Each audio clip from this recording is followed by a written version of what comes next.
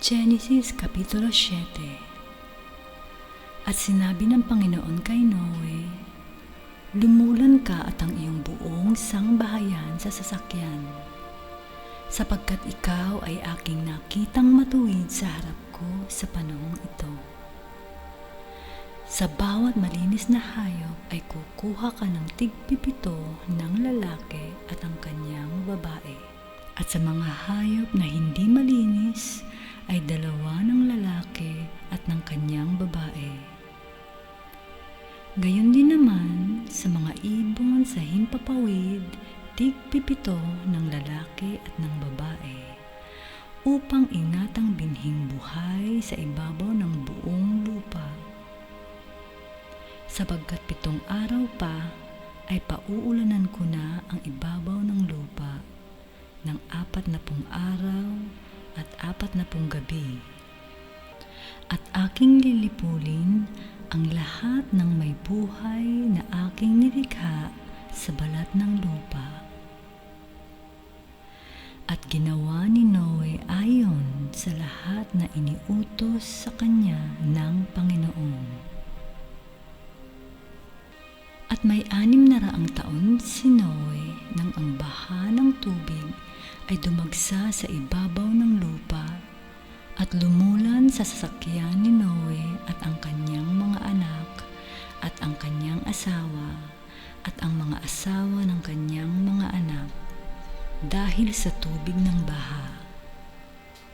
Sa mga hayop na malinis at sa mga hayop na hindi malinis at sa mga ibon at sa bawat umuusad sa ibabaw ng lupa ay 2 dumating kay Noe sa sasakyan na lalaki at babae ayon sa iniutos ng Diyos kay Noe. At nangyari na pagkaraan ng 7 araw na ang tubig ng baha ay umapaw sa ibabaw ng lupa. Sa ika-6 na taon ng buhay ni Noe, ng 2 buwan, sa 17 araw ng buwan, ng araw ding yaon, ay nangasira ang lahat ng bukal ng lubhang kalaliman at ang mga durungawan ng langit ay nabuksan.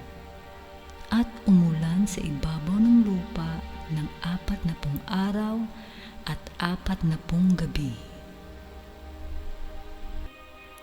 Nang araw ding yaon, ay lumulan sa sasakyan si Noe at si Sem at si Cham at si Japet na mga anak ni Noe at ang asawa ni Noe at ang 3 asawa ng kanyang mga anak na kasama nila.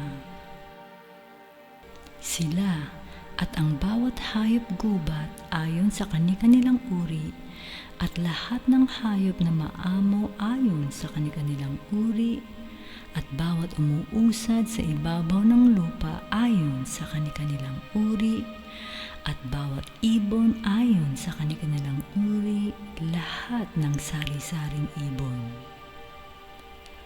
At nagsidating kay Noe sa sasakyan na 2 ang lahat ng hayop na may hinga ng buhay at ang mga nagsilulan ay lumulang lalaki at babae ng lahat na laman gaya ng iniutos sa kanya ng Diyos at kinulong siya ng Panginoon.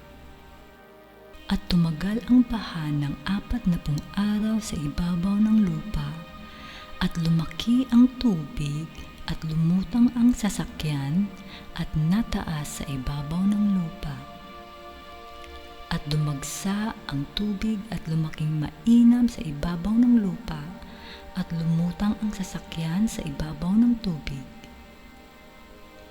At dumagsang lubha ang tubig sa ibabaw ng lupa at inapawan ang lahat na mataas na bundok na nasa silong ng buong langit. 15 siko ang lalim na idinagsa ng tubig at inapawan ang mga bundok.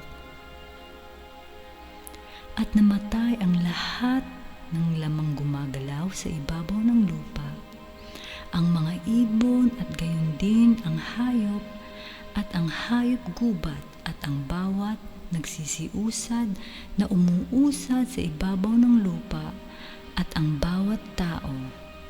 Ang bawat may hinga ng diwa ng buhay sa kanilang ilong, lahat na nasa lupang tuyo ay namatay. At nilipol ang bawat may buhay na nasa ibabaw ng lupa, ang tao at gayon din ang hayop, at ang mga umuusad at ang mga ibon sa himpapawid. At sila'y nilipol sa lupa, at ang natira lamang ay si Noe at ang mga kasama niya sa sasakyan. At tumagal ang tubig sa ibabaw ng lupa ng 150 araw.